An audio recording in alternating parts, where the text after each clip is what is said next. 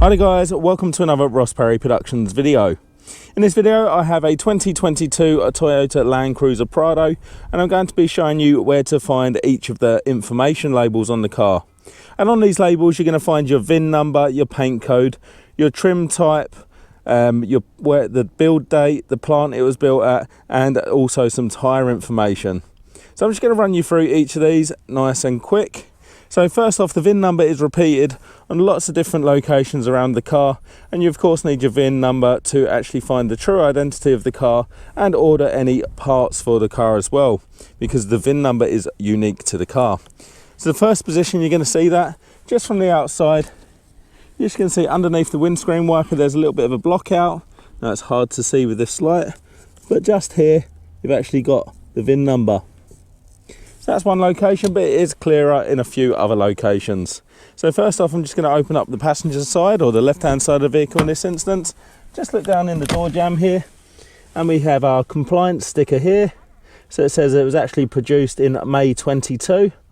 It's got the serial number for the car there, and then we've got this unique VIN number there.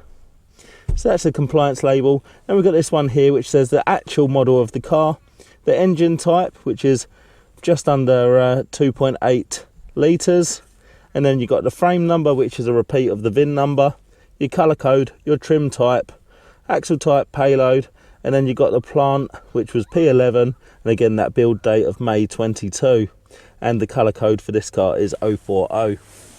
And we're going to go over to the driver's side, or the right hand side of the vehicle in this instance, and we're going to do the same. We're just going to open up that door fully. And then just back around here, we've actually got our tyre information. So check what tyre size you've got, and then you've got your working pressures here. So looks like it came with two different options. This has the 17-inch wheels on, but it did come with a 19-inch wheel option as well.